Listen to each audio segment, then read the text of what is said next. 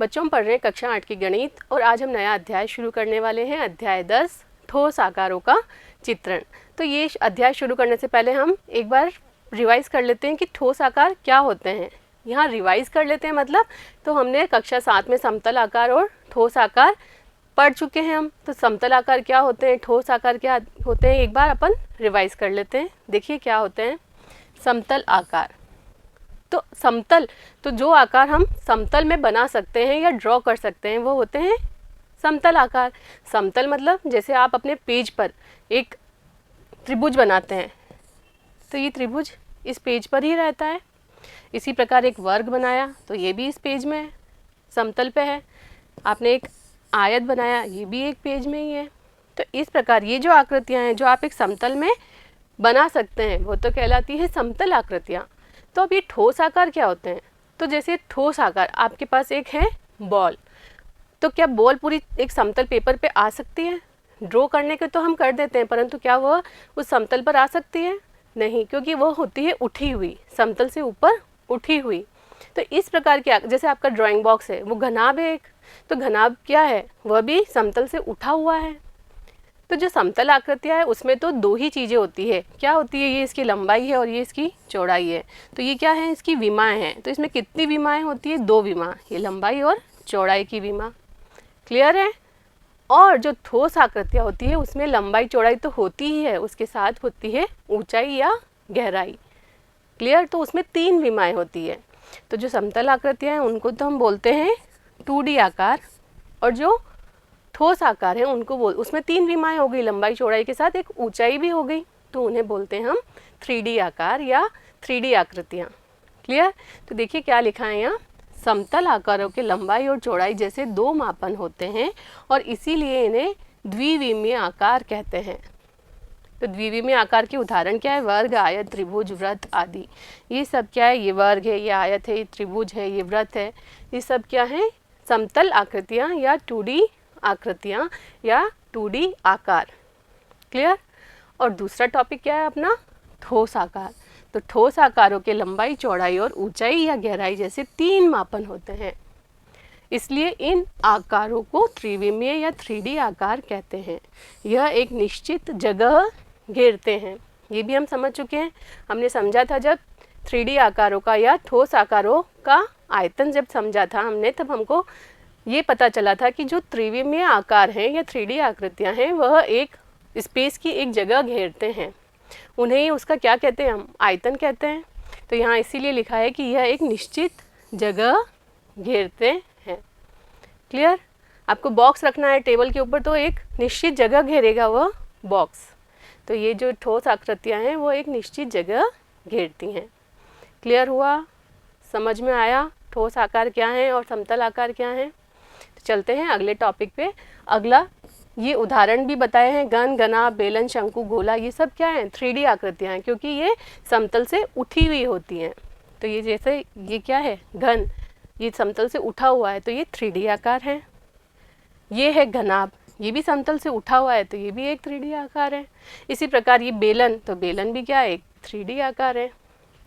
शंकु, जैसे आपकी बर्थडे की कैप होती है जो आप पहनते हैं वह शंकु है, तो शंकु भी क्या होता है 3D आकार है, समतल से उठा हुआ है। ये है आपकी बॉल, तो ये भी एक 3D आकार है। तो ये समझ में आए उदाहरण। चलते हैं इसके अगले टॉपिक पे। ये है, देखिए व्यवहारिक जीवन में अनेक बार हमारे सम्मुख विभिन्न आकारों में संयोजन आते हैं।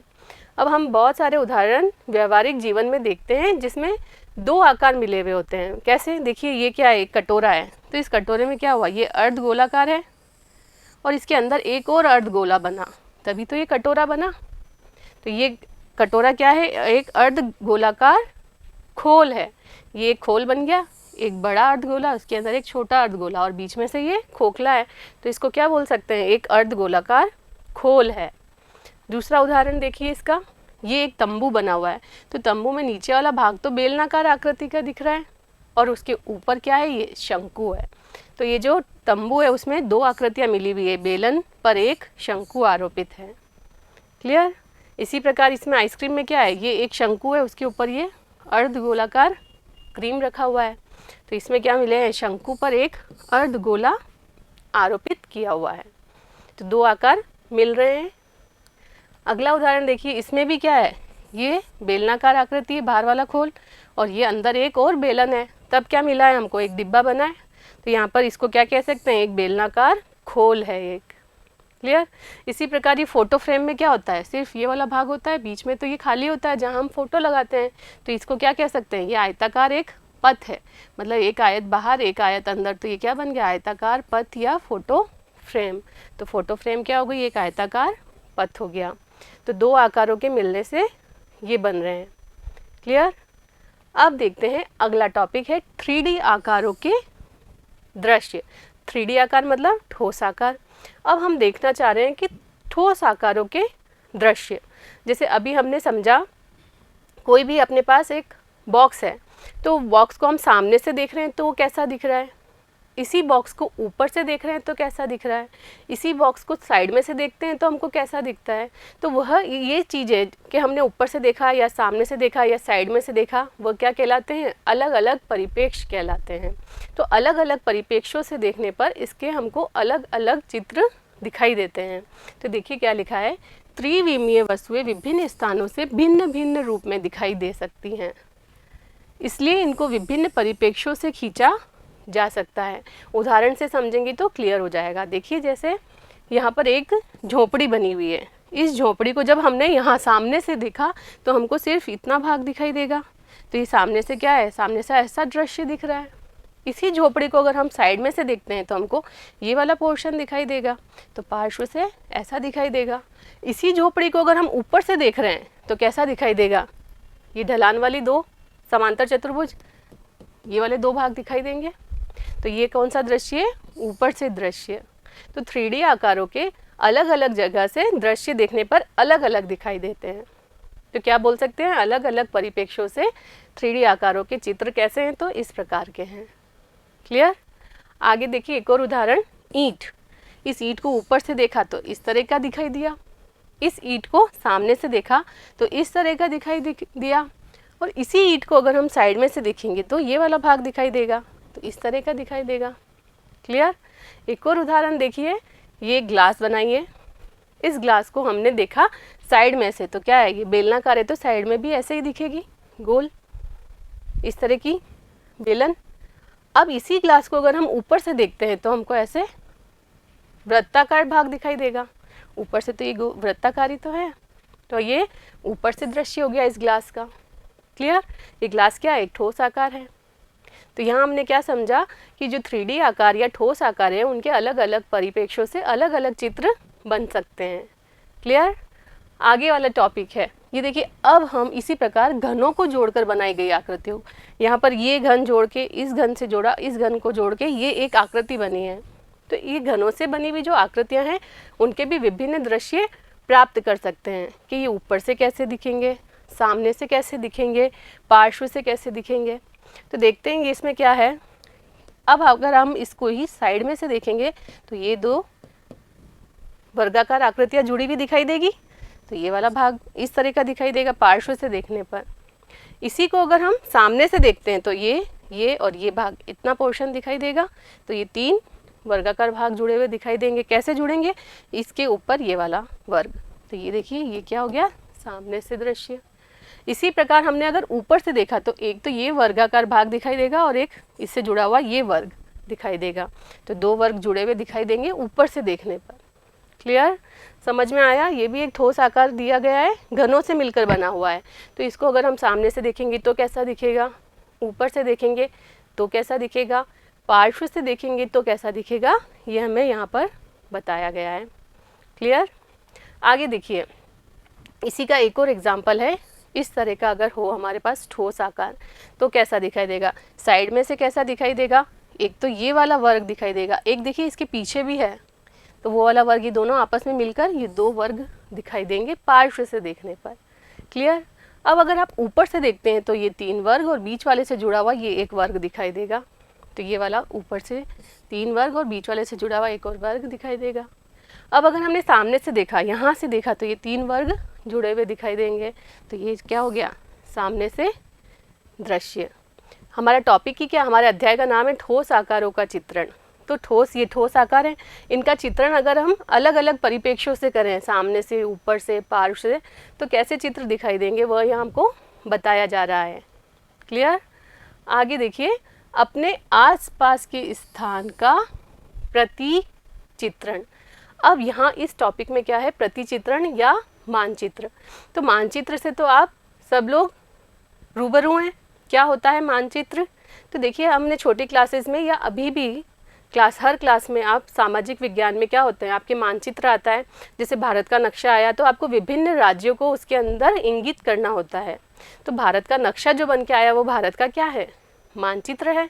उसी प्रकार इस अध्याय में हमको पढ़ना है अपने आसपास के स्थान का प्रतिचित्रण या अपने आसपास के स्थान का मानचित्र हम यहाँ देखेंगे। तो आसपास के स्थान, आप जैसे घर आपने देखा होगा, जब आपका घर बनता है तो आर्किटेक्ट से आप घर का नक्शा बनवाते हैं या घर का मानचित्र बनवाते हैं। तो वहाँ पूरा का पूरा आपको घर जैसा बना के नहीं देता है, वह क्या करता है, आपको बताता है कि यहाँ आपका मेन गेट आएगा, मेन गेट से अंदर घुसते ही ड्राइंग रूम आएगा, ड्राइंग रूम से अटैच होते ही आपका डाइनिंग एरिया आएगा, डाइनिंग एरिया से अटैच होते ही आपका बेडरूम आएगा, और ड्राइंग रूम के साइड में से निकलेगा किचन का रास्ता। ये सब क्या बताता है, वो एक मानचित्र बनाकर बताता है। क्लियर है। तो मानचित्र बनाने के लिए वह एक पैमाना लेता है। जैसे हम बोलते हैं 40 बाय 60 का हमारा घर है, तो 40 बाय 60 इतना लंबा चौड़ा तो मानचित्र बना के वह नहीं देता है, तो उसका समानुपातिक रूप से वह मानचित्र बनाकर देता है। इसी प्रकार अगर आपको कहा जाए कि आप आपकी कक्षा का मानचित्र बनाएं या आपका स्कूल का मानचित्र बनाएं, तो भी बनाया जा सकता है। देखिए कैसे, यहाँ पर हमने बनाया अपने विद्यालय का मानचित्र। तो इसमें क्या किया, यहाँ पर हुआ ये मुख्य द्वार, एंटर हुए यहाँ से मुख्य द्वार, यहाँ साइड में बिठाया है गार्ड कक्ष, गार्ड बैठता है, पूछता है कौन है, क्यों आए हो, आपसे एंट्री करवाता है, तो ये हो गया गार्ड कक्ष। फिर एंटर हुए तो मिल गया यहाँ हमको बगीचा, बगीचे के बाद हॉल आया जहाँ पर आपकी प्रार्थना सभा होती है, हॉल के पीछे है मैदान जहाँ आप खेल खेलते हैं, और साइड में ये सब क्लासरूम्स है, यहाँ पर रिसेप्शन है, यहाँ पर लाइब्रेरी है, फिर प्रिंसिपल का रूम है, फिर मेडिकल कक्ष या चिकित्सा कक्ष है। तो इस प्रकार हमने क्या बनाया, एक मानचित्र बनाया है। तो ये मानचित्र में हमने अलग अलग संकेत यूज़ किए हैं। तो ये संकेत किसको प्रदर्शित कर रहे हैं ये हमने यहाँ पर बता दिया है। क्लियर। अब यहाँ पर देखिए ये 8 सेंटीमीटर लिखा है, तो यहाँ पर पैमाना मानना पड़ता है। इसका मतलब क्या पैमाना का, तो 1 सेंटीमीटर 30 मीटर के बराबर है, तो 8 सेंटीमीटर किसके बराबर होंगे, 8 तिया 24, तो 240 हो जाएगा। 8 तिया 24 मतलब 240 मीटर को हमने प्रदर्शित किया है 8 सेंटीमीटर से। क्लियर। तो कोई भी मानचित्र बनाने के लिए हमको पैमाना चाहिए होता है, उसी पैमाने को लेकर पूरा मानचित्र बनाया जाता है, और मानचित्र में वस्तुओं या स्थानों को संकेतों से प्रदर्शित किया जाता है। क्लियर है। अब जैसे हमने 3D आकारों के चित्र को अलग अलग परिप्रेक्ष्यों से देखा, उस प्रकार से मानचित्र में अलग अलग परिप्रेक्ष्यों से देखने पर अलग अलग चित्र हमको प्राप्त नहीं होते। मानचित्र कहीं से भी देखेंगे मानचित्र वैसा ही रहेगा। ऐसा नहीं होगा कि ऊपर से देखने पर मानचित्र अलग हो जाएगा, साइड में से देखने पर अलग हो जाएगा, या सामने से देखने पर अलग हो जाएगा। क्लियर। तो देखिए इसके लिए हमने क्या लिखा है, एक मानचित्र एक विशेष वस्तु स्थान की अन्य वस्तु स्थानों के संदर्भ में स्थिति दर्शाता है। यहाँ पर देखिए मेन गेट के बाद में क्या आएगा, इस बगीचे से ये हॉल कितनी दूरी पर है, ये हॉल से यहाँ कक्षा कक्ष कहाँ पर है। तो ये विशेष वस्तु या स्थान की दूसरे वस्तु या स्थान से स्थिति को दर्शाता है। इस मानचित्र से हमको ये समझ में आ रहा है कि एंटर होते ही सबसे पहले मुख्य द्वार है, उसके साइड में ही गार्ड का कक्ष है, उसके आगे चलते ही गार्डन आएगा, गार्डन के बाद में हॉल आएगा, हॉल के बाद में ये है खेल का मैदान आएगा। क्लियर। तो ये जो मानचित्र एक विशेष वस्तु स्थान की अन्य वस्तु स्थानों के संदर्भ में स्थिति दर्शाता है। तो ये स्थिति बता रहा है कि कौन सी चीज़ इस मानचित्र में कहाँ पर होगी। क्लियर। आगे देखिए क्या लिखा है, विभिन्न वस्तु स्थानों को दर्शाने के लिए उपयुक्त संकेतों का प्रयोग किया जाता है। जैसे इस मानचित्र में हमने बिल्कुल अलग अलग संकेत यूज़ लिए हैं, कक्षा कक्ष कौन सा है, गार्डन कैसा है, मुख्य द्वार कैसा है, लाइब्रेरी कैसी है, प्रिंसिपल कक्ष कैसा है। तो अलग अलग संकेतों को यूज़ में लिया जाता है मानचित्र बनाने के लिए, और फिर आपको ये शो करना पड़ता है कि कौन सा संकेत किसको प्रदर्शित कर रहा है। क्लियर। इसी का देखिए तीसरा पॉइंट, एक मानचित्र में कोई संदर्भ या परिप्रेक्ष्य नहीं होता है। जैसा 3D आकारों में हम अलग अलग परिप्रेक्ष्यों से देख रहे थे, उस तरह का यहाँ पर कोई परिप्रेक्ष्य नहीं होता, मानचित्र सब जगह से एक सा ही होगा। क्लियर। आगे क्या दिया है कि प्रत्येक मानचित्र में एक पैमाना संबद्ध होता है जो एक विशेष मानचित्र के लिए स्थिर होता है। ये वास्तविक दूरियों को कागज पर समानुपातिक रूप से छोटा कर देता है।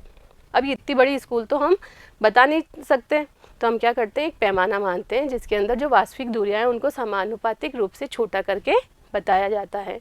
तो इस पूरे मानचित्र के लिए ये पैमाना ही रहेगा। क्लियर, समझ में आया क्या होता है मानचित्र? तो अपने आसपास के जगहों का कैसे मानचित्र बनाया जाता है या कैसे प्रतिचित्रण किया जाता है, ये हमने यहाँ पर समझा। क्लियर है। चलते हैं अगले टॉपिक पे। अगला टॉपिक है फलक, किनारे और शीर्ष। तो ये फलक, किनारे और शीर्ष किसके होते हैं? तो अभी हमारा टॉपिक क्या चल रहा है, ठोस आकार। तो जो भी ठोस आकार हैं उनके हैं फलक, किनारे और शीर्ष। तो देखिए क्या लिखा है यहाँ, प्रत्येक ठोस बहुभुजीय क्षेत्रों से मिलकर बना होता है। ये कोई ठोस है। क्लियर। तो ये ठोस क्या है, बहुभुजीय क्षेत्रों से मिलकर बना है। बहुभुजीय क्षेत्र मतलब ये देखिए यहाँ पर ये चतुर्भुज है, ये एक चतुर्भुज है, ये एक चतुर्भुज है, ये एक चतुर्भुज है, आगे वाला एक चतुर्भुज है, पीछे वाला एक चतुर्भुज है। तो इन सारे चतुर्भुजों से मिलकर क्या बना है, ये ठोस आकार बना है। तो यहाँ ये बताया गया है कि जो प्रत्येक ठोस है वो बहुभुजीय क्षेत्रों से मिलकर बना होता है। और ये जो बहुभुजीय क्षेत्र है, जो ये चतुर्भुज है, ये सब इसके क्या कहलाते हैं, फलक। क्लियर। ये सारे बहुभुजीय क्षेत्र क्या कहलाएंगे, इसके फलक कहलाएंगे। क्लियर, जो उसके फलक कहलाते हैं। अब ये जो फलक मिलते हैं, जैसे ये चतुर्भुज और ये चतुर्भुज जहाँ मिल रहा है वहाँ पर एक ये किनोर बन रही है, तो इसको क्या बोलते हैं, इसका एज या किनार, किनारे या कोर कुछ भी कह सकते हैं इसको। ये सब क्या है, इसकी किनोर है। जहाँ पर ये फलक एक दूसरे से मिलते हैं वहाँ पर क्या बनती है, एक किनोर मिलती है, किनोर बनती है, जो कि किनोर क्या है, एक रेखाखंड है। ये रेखाखंड है। तो ये जो सारे रेखाखंड दिखाई दे रहे हैं वह क्या कहलाते हैं, किनार। क्लियर। आगे देखते हैं, किनारे या कोरों पर मिलते हैं। ये फलक किनारों या कोरों में मिलते हैं जो रेखाखंड है। अब देखिए, तथा ये किनारे शीर्षों में मिलते हैं। अब ये जो लाइनें खींची गई है ये कहाँ पर, ये शीर्षों पे मिल रहे हैं।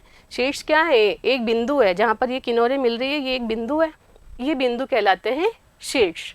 तो जो हमारा टॉपिक है फलक, किनारे और शीर्ष, ये समझ में आया। कोई भी ठोस आकार है वह बहुभुजों से मिलकर बना होता है। तो ये जो बहुभुज हैं वह क्या कहलाएंगे, इसके फलक कहलाएंगे।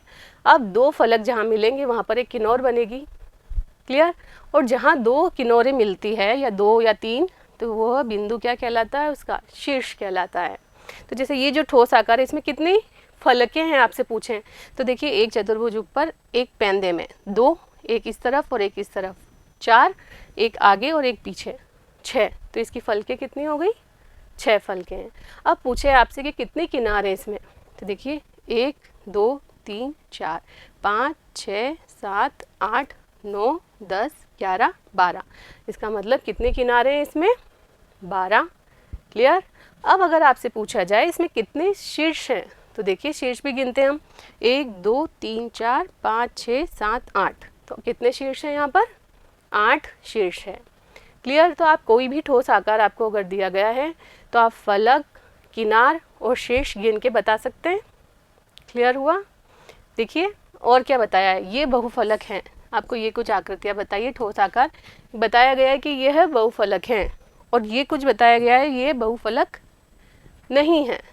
तो अभी हमने क्या बताया, बहुफलक क्या होते हैं, जिसकी जो सतह है, ये सब सतह जो है वो बहुभुज होनी चाहिए। जैसे यहाँ पर ये चतुर्भुज है, इसकी फलकें कैसी है, त्रिभुज रूप की है। इसमें ये त्रिभुज है, ये वाली फलक, और ये समांतर चतुर्भुज रूप की है। यहाँ पर ये आयताकार फलकें हैं इसकी। तो ये सब तो कहलाते हैं बहुफलक। परंतु यहाँ पर देखिए ये कर्व है, इसमें कोई फलक ही नहीं समझ आ रही, क्योंकि ये तो पूरा वक्राकार भाग है। इसी प्रकार यहाँ पर भी वक्र है, फलके नहीं है। इसी प्रकार शंकु में भी ये वक्राकार भाग होता है, यहाँ भी फलके नहीं है। फलक क्या होते हैं, बहुभुज। तो जब यहाँ बहुभुज नहीं दिख रहा है, इसका मतलब ये बहुफलक नहीं है। क्लियर, समझ में आया कि ये बहुफलक हैं और ये क्यों नहीं है? क्योंकि इनकी जो सतह है वह बहुभुज रूप की होती है। बहुभुज तो हम पढ़ चुके हैं, भुजाओं से मिलकर बना होता है। क्लियर, तो यहाँ पर ऐसा नहीं है, तो ये बहुफलक नहीं है। क्लियर, चलते हैं अगले टॉपिक पे। देखिए क्या है, उत्तल बहुफलक। अब आपको कोई एक ठोस आकार दिया है जो कि बहुफलक है। अब ये उत्तल बहुफलक कब बन जाएगा? तो उत्तल बहुभुज हमने पढ़ा है, क्या होता है उत्तल बहुभुज? तो ऐसा बहुभुज जिसमें सभी कोण उत्तल हो, तो वो उत्तल बहुभुज कहलाता है, ये हमने पढ़ा था। देखिए यहाँ पे ये कोण, ये सारे कोण क्या हैं, 180 डिग्री से कम है, तो ये उत्तल बहुभुज है। इसी प्रकार अगर ये है, तो यहाँ पर ये वाला कोण क्या होता है, 180 डिग्री से ज़्यादा का हो गया, इसका मतलब ये उत्तल बहुभुज नहीं है। इसको क्या बोला था हमने, अवतल बहुभुज बोला था। अध्याय 3 में हम पढ़ के आए ना ये। तो यहाँ पर भी यही कॉन्सेप्ट है कि उत्तल बहुफलक क्या होगा, तो जिसके सारे फलक उत्तल बहुभुज हैं वह उत्तल बहुफलक होगा। क्लियर, तो देखिए इसको समझते हैं हम। ऐसे बहुफलक जिसके फलक उत्तल बहुभुज से बने हों, उत्तल बहुफलक कहलाता है। जैसे ये उत्तल बहुफलक है, यहाँ पर कोई भी कोण ऐसा नहीं होगा कि वह 180 डिग्री से ज़्यादा का हो। ये क्या है, देखिए यहाँ पर ये सारे कोण, ये बहुभुज से बनी है, ये फलक चतुर्भुज से बनी है। यहाँ पर ये फलक इसकी षटभुज से बनी है, परंतु षटभुज में भी सारे कोण क्या हैं, 180 डिग्री से कम के हैं। तो ये सब क्या है, उत्तल बहुफलक के उदाहरण हैं। अब हम ऐसा चित्र देखते हैं जो अवतल बहुफलक या उत्तल बहुफलक नहीं है। तो देखिए यहाँ पर ये एक कोण ऐसा हो रहा है जो 180 डिग्री से ज़्यादा है, ये वाला कोण भी 180 डिग्री से ज़्यादा है, ये भी ज़्यादा है, ये भी ज़्यादा है, इसलिए ये उत्तल बहुफलक नहीं है। इसी प्रकार इसमें भी देखिए ये वाला कोण, ये वाला कोण, ये वाला कोण, ये सब क्या है, ये कोण 180 डिग्री से ज़्यादा है, इसका मतलब ये उत्तल बहुफलक नहीं है। क्लियर, समझ में आया? चलते हैं अगले टॉपिक पे, समबहुफलक। अब समबहुफलक कौन सा कहलाएगा, जिसके सभी फलक सर्वांग समबहुभुजों से बने हों। जिसके सभी फलक, इसके सारे फलक 1 2 3 6 फलक हैं, 6 के 6 फलक समबहुभुज से बने होने चाहिए। सर्वांग सम मतलब बिल्कुल सेम, और समबहुभुज होने चाहिए। समबहुभुज क्या होते हैं ये भी हमने पढ़ा है, समभुज और समकोणिक दोनों होना चाहिए। समभुज मतलब सारी भुजाएं समान, समकोणिक मतलब सारे कोण समान। इस तरह के अगर उसके फलक हैं, तो सारे ये फलक अगर सर्वांग समबहुभुज हैं तो हम क्या कह सकते हैं, ये समबहुफलक है। पर इसमें एक और शर्त ये होनी चाहिए कि प्रत्येक शीर्ष पर मिलने वाले फलकों की जो संख्या है वह समान होनी चाहिए। जैसे देखिए ये एक शीर्ष है, इसमें कितने फलक मिल रहे हैं, तो एक ये वाला फलक मिल रहा है, एक ये वाला फलक मिल रहा है और एक ये आगे वाला फलक मिल रहा है। इसका मतलब यहाँ 3 फलक मिल रहे हैं। तो इसके जितने भी शीर्ष है सभी पर 3-3 फलक ही मिलने चाहिए। दूसरा एक और देख लेते हैं, यहाँ पर देखिए ये वाला शीर्ष देखते हैं, तो पीछे वाला फलक, साइड वाला फलक और ये बेस वाला फलक, ये 3 फलक मिल रहे हैं इस शीर्ष पे। तो इसके जितने भी शीर्ष है सब पर 3-3 फलक ही मिलने चाहिए, तब ये क्या कहलाएगा, समबहुफलक कहलाएगा। तो देखिए यहाँ क्या लिखा है, यह एक समबहुफलक है, इसके सभी फलक सर्वांग समबहुभुज है। इसमें क्या है, ये सर्वांग समबहुभुज है की समान संख्या, और क्या है इसमें फलकों की समान संख्याओं से शीर्ष बन रहे हैं। 3-3 फलक सब जगह मिल रहे हैं तब शीर्ष बन रहा है, मतलब या फिर कह सकते हैं एक शीर्ष पर 3 फलक मिल रहे हैं। क्लियर। इसी का दूसरा एग्जाम्पल ये एक समबहुफलक नहीं है। तो ऐसा क्यों है, क्योंकि देखिए जैसे ये ए पॉइंट है, इस पर कितने फलक मिल रहे हैं, तो एक ये वाला त्रिभुज, एक ये वाला त्रिभुज और एक पीछे वाला त्रिभुज, तो यहाँ 3 फलक मिल रहे हैं। इसी प्रकार बी पे देखते हैं, तो देखिए यहाँ पर एक ये वाला त्रिभुज, एक ये वाला त्रिभुज, एक ये वाला त्रिभुज और एक ये वाला त्रिभुज, मतलब यहाँ 4 फलक मिल रहे हैं। जबकि होना क्या चाहिए, प्रत्येक शीर्ष पर समान संख्या में फलक मिलने चाहिए। जैसे यहाँ पर 3 फलक मिल रहे हैं तो यहाँ पर भी 3 होने चाहिए, जबकि यहाँ पर 4 फलक मिल रहे हैं, इसलिए ये समबहुफलक नहीं है। तो क्या लिखा है, यह एक समबहुफलक नहीं है। सभी फलक सर्वांग सम हैं परंतु शीर्ष फलकों की समान संख्याओं से नहीं बने हैं। जो शीर्ष है वह समान फलकों की संख्याओं से नहीं बने हैं। ए पर 3 फलक मिलते हैं और बी पर 4 फलक मिलते हैं, इसका मतलब ये समबहुफलक नहीं है। क्लियर हुआ? समबहुफलक क्या होते हैं? जिसके सारे फलक सर्वांग समबहुभुज होने चाहिए और जो उसके शीर्ष है वह समान संख्या में फलकों से बने होने चाहिए। क्लियर? अगला टॉपिक देखते हैं, प्रिज्म। अब प्रिज्म क्या होता है? तो देखिए, इसको उदाहरण से ही समझते हैं। प्रिज्म एक ऐसा ठोस आकार है जिसमें तल और पैंदा सर्वांग समबहुभुज होना चाहिए। तो देखिए, एक बहुफलक प्रिज्म होता है जब उसका आधार और उसकी ऊपरी सिरा सर्वांग समबहुभुज हो। जैसे ये ऊपर जैसा बहुभुज है वैसा का वैसा ही बहुभुज नीचे होना चाहिए। ऊपर अगर वर्ग है तो नीचे भी वर्ग। क्लियर? यहाँ पर क्या है, नीचे वर्ग है तो ऊपर भी वर्ग है। इसका जो बेस है और इसका जो टॉप है वो बिल्कुल सर्वांगसम होना चाहिए, बिल्कुल सेम होना चाहिए। तो यहाँ पर अगर ये नीचे वर्ग है, इसका बेस अगर वर्गाकार है तो इसको हम बोल देंगे वर्गाकार प्रिज्म है ये। इसी प्रकार अगर पेंदा में अगर त्रिभुज है तो इसका जो ऊपर का भाग है, टॉप है, वह भी त्रिभुज होना चाहिए। और कैसे त्रिभुज? सर्वांगसम त्रिभुज होने चाहिए। तो इसको क्या बोल देंगे हम? त्रिभुजाकार प्रिज्म। और एक चीज होती है कि जो बाकी की फलकें हैं वो कैसे रूप की होनी चाहिए? समांतर चतुर्भुज रूप की होनी चाहिए। देखिए क्या लिखा है, और तथा उसके अन्य फलक अर्थात पार्श्व फलक समांतर चतुर्भुज के आकार के होने चाहिए। क्लियर हुआ? ये देखिए, ऊपर नीचे तो यहाँ वर्ग है तो ये वर्गाकार प्रिज्म कहलाएगा। जैसा इसका आधार का आकार होता है वही इसका नाम हो जाता है। तो किसी भी प्रिज्म का नामकरण करना है तो आपको देखना होगा उसके आधार की क्या आकृति है। आधार अगर त्रिभुज है तो ये त्रिभुजाकार प्रिज्म हो गया, आधार अगर वर्ग है तो ये वर्गाकार प्रिज्म हो गया। और हमने यहाँ क्या देखा कि इसका जो आधार है और इसका जो टॉप है या शीर्ष है वह दोनों सर्वांग समबहुभुज होने चाहिए। नीचे वर्ग है तो ऊपर भी वर्ग, नीचे अगर आयत है तो ऊपर भी आयत, नीचे त्रिभुज है तो ऊपर भी त्रिभुज होना चाहिए। इसके अतिरिक्त जो पार्श्व फलकें हैं वह समांतर चतुर्भुज रूप की होनी चाहिए, तब वो आकृति क्या कहलाएगी? प्रिज्म। क्लियर? अब हम आगे देखते हैं पिरामिड। अब पिरामिड किसे कहेंगे? तो जैसे अभी हमने देखा कि यहाँ आधार की आकृति बदल सकती है, तो यहाँ भी आधार में कोई भी बहुभुज हो सकता है, परंतु जो पार्श्व फलकें हैं वह त्रिभुजाकार रूप की होगी और सारे ही त्रिभुज का जो पार्श्व फलक हैं त्रिभुजाकार आकार की, उन सबका शीर्ष बिंदु एक ही होगा। तब हमको क्या मिलेगा? पिरामिड।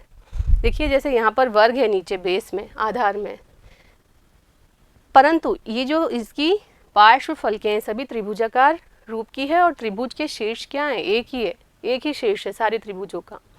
यहाँ पर भी आधार कैसा है? त्रिभुजाकार है, इसलिए इसको बोलेंगे हम त्रिभुजाकार पिरामिड। इसका आधार वर्ग है इसलिए ये वर्गाकार पिरामिड। और इसकी जो पार्श्व फलकें हैं वो त्रिभुजाकार रूप की है जिनका शीर्ष एक ही है। क्लियर? तो पिरामिड और प्रिज्म अलग अलग समझ में आ गया क्या अंतर है? जैसा वहाँ पर आधार था वैसा ही शीर्ष था, जबकि यहाँ ऐसा नहीं है। आधार से जो जुड़ी हुई फलकें हैं वह सभी का शीर्ष बिंदु एक ही होना चाहिए। क्लियर?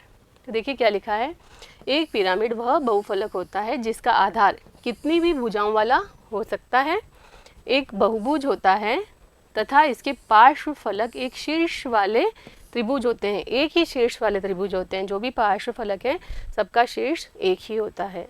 क्लियर? तो ये वर्गाकार पिरामिड है, ये त्रिभुजाकार पिरामिड है। क्लियर हुआ? प्रिज्म और पिरामिड अच्छे से क्लियर हुआ। चलते हैं अगले टॉपिक पे, ये है आयलर का सूत्र। तो प्रत्येक बहुफलक आयलर के सूत्र को सत्यापित करता है। आयलर का सूत्र है क्या? तो आयलर का सूत्र फलक, किनारे और शीर्षों की संख्या के बीच में रिलेशन बताता है। अभी हमने समझा था फलक क्या है, किनारे क्या है, शीर्ष क्या है। तो किसी भी बहुफलक के लिए फलक, किनारे और शीर्ष फिक्स संख्या होती है, तो इनके बीच में क्या रिलेशन है वह बताता है हमको आयलर का सूत्र। और प्रत्येक बहुफलक आयलर के सूत्र को सत्यापित करता है। तो देखिए क्या सूत्र है, f + v बराबर होता है e + 2 के। ये क्या है, यहाँ पर f क्या है, v क्या है, e क्या है? तो f होती है फलकों की संख्या। f क्यों नाम दिया? क्योंकि इसको इंग्लिश में बोलते हैं फेसेस। तो f फलकों की संख्या, v क्या है? वर्टिसेस मतलब शीर्षों की संख्या, e क्या है? एजेस या किनारों की संख्या। तो किसी भी अगर आपको ठोस आकार दिया गया होगा तो उस आकार को देख के आप एफ, वी और ई का मान निकाल लेंगे। और फिर अगर आपको कहा जाए कि आयलर के सूत्र को सत्यापित कीजिए, तो सत्यापित करने के लिए हम क्या करेंगे, एफ प्लस वी का मान निकाल लेंगे, ये LHS है और RHS में है E प्लस 2, तो उसका मान निकालेंगे और वो दोनों मान आने चाहिए बराबर। या कहे तो हम ये भी कर सकते हैं, या एफ प्लस वी माइनस ई बराबर 2, तो एफ प्लस वी माइनस ई का मान निकाल लेंगे उस बहुफलक के लिए, वो किसके बराबर आ जाना चाहिए, 2 के लिए। तब हम कह सकते हैं कि दिए गए फलक के लिए आयलर का सूत्र सत्यापित होता है। क्लियर? तो यही क्या कहलाता है, आयलर सूत्र कहलाता है। इस पर आधारित प्रश्न आपके एग्ज़ाम्स में आते हैं। तो ये यहाँ पर इसकी थ्योरी पार्ट ख़त्म होता है।